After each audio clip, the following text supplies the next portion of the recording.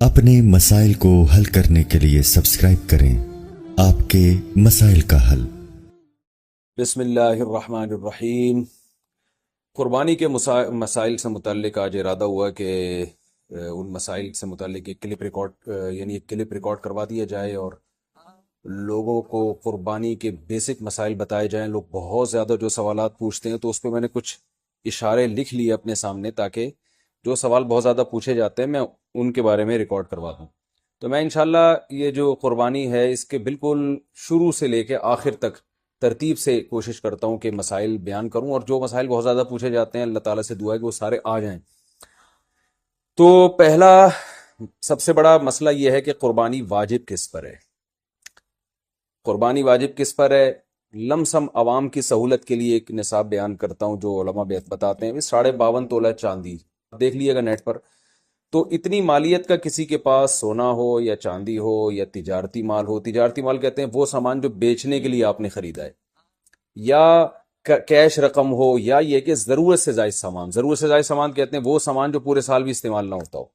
تو ایسی کوئی چیز اگر آپ کے پاس اتنی مالیت کی پڑی ہوئی ہے، یا ایک نہیں دو چار چیزیں مل کے اتنی مالیت کو پہنچ جاتی ہیں، یعنی خلاصہ یہ نکلا کہ آپ کے جو استعمال میں آنے والی چیزوں کے علاوہ آپ کے پاس اتنی مالیت کی مال موجود ہے، اور ضروری خرچے اس میں سے نکال دیں، قرضے نکال دیں، وہ سب نکال کے بھی اتنے پیسے آپ کے پاس بچتے ہیں 50 55 60 ہزار تک، تو پھر آپ پر قربانی واجب ہے۔ یہ بہت مختصر بتا رہا ہوں کیونکہ اگر میں اس کی نصاب کی ڈیٹیل میں گیا تو پورا کلپ اسی میں نکل جائے گا۔ تو لم سم ایک بتا رہا ہوں آپ کو کہ اتنا اماؤنٹ کسی کے پاس ہو تو اس پر قربانی واجب ہے۔ پھر بھی سمجھ میں نہ آئے تو اس بارے میں میرے دوسرے کلپ یوٹیوب پہ آپ کو مل جائیں گے، یا دوسرے علماء سے آپ تفصیل پوچھ لیں، وہ انشاءاللہ آپ کو ڈیٹیل بتا دیں گے، کیونکہ نصاب میں اگر میں زیادہ ڈیٹیل میں گیا تو بہت ہی لمبی بات ہو جائے گی پھر۔ تو اس پر قربانی واجب ہے۔ بڑا مسئلہ یہاں پر ایک یہ اٹھایا جاتا ہے کہ کیا گھر کا سربراہ اگر قربانی کر لے تو سب کی طرف سے کافی ہو جائے گی، یا جو بھی صاحب نصاب ہے جس میں بھی استطاعت ہے اس پر الگ سے قربانی واجب ہے؟ اس میں فقہا کا اختلاف ہے۔ بعض علماء کی رائے یہ ہے کہ ایک آدمی اگر گھر کی طرف سے قربانی کر لے تو سارے اہل خانہ کی طرف سے کافی ہو جاتی ہے، اور اس کے بارے میں بعض تابعین سے آثار منقول ہیں، مصنف ابن ابی شیبہ کی روایات ہیں، لیکن ہماری رائے یہ ہے، اور بر صغیر کے علماء کی رائے یہ ہے، اور امام ابو حنیفہ رحمہ اللہ تعالیٰ کی بھی رائے یہی ہے کہ ہر شخص پر الگ سے قربانی واجب ہے اگر وہ صاحب نصاب ہے۔ اور اس کی دو دلیلیں بہت مضبوط ہیں۔ سب سے مضبوط دلیل رسول اللہ صلی اللہ علیہ وسلم کی حدیث ہے، من وجد سعة لأن يضحي فلم يضحي فلا يقربن مصلانا۔ آپ صلی اللہ علیہ وسلم نے فرمایا جس کے پاس قربانی کی طاقت تھی اور اس نے قربانی نہیں کی تو وہ ہماری عیدگاہ کے قریب بھی نہ پھٹکے۔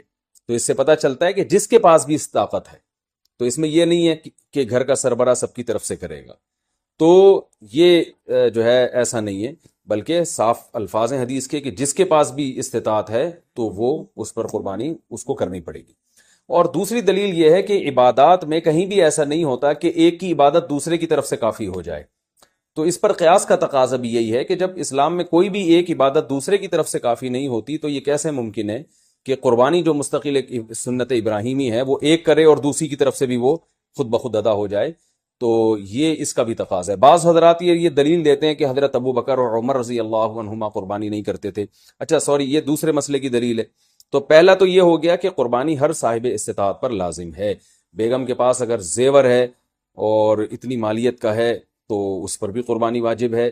پھر وہ الگ بات ہے کہ اس کی طرف سے میاں اس کی پرمیشن سے کر دے، یعنی واجب تو اس پر ہوگی لیکن ضروری نہیں ہے کہ وہ خود کرے، اس کی طرف سے اس کا میاں بھی کر سکتا ہے اس کی پرمیشن سے، اجازت سے، اور میاں اپنی طرف سے بھی ایک کر دے اور بیگم کی طرف سے بھی ایک کر دے۔ یعنی گھر کے ایک فرد کرے گا اور سب کی طرف سے کافی ہو جائے، یہ نہیں ہے، بلکہ ہر فرد کو الگ کرنی پڑے گی۔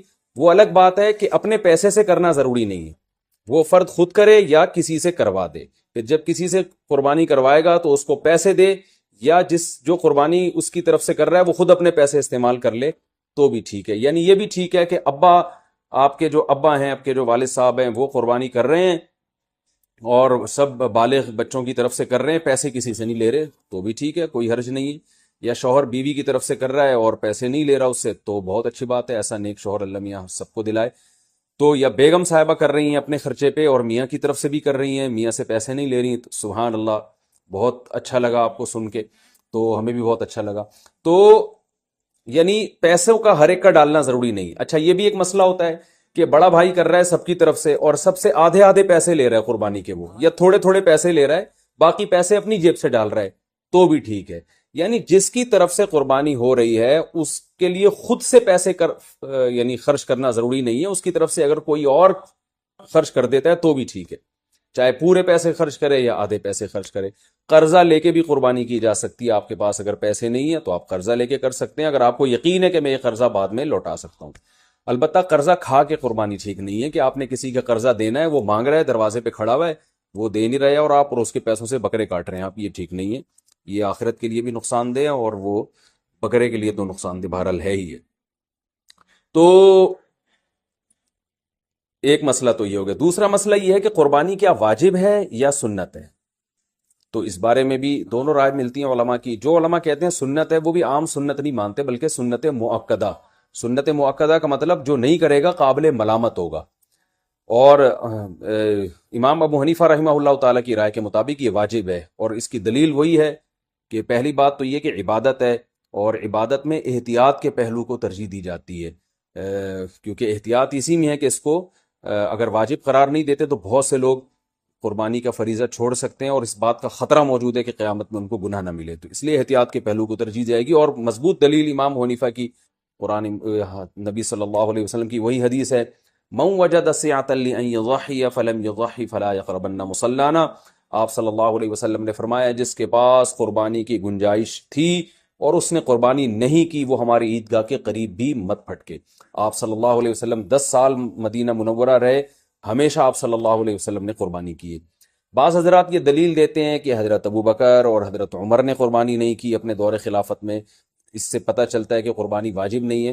تو یہ دلیل اس لیے درست نہیں ہے کہ حضرت ابو بکر اور حضرت عمر رضی اللہ تعالیٰ عنہ مسکین تھے، غریب تھے، اگرچہ مسلمانوں کے خلیفہ تھے، لیکن یہ ان کی ایک کوالٹی تھی کہ اتنے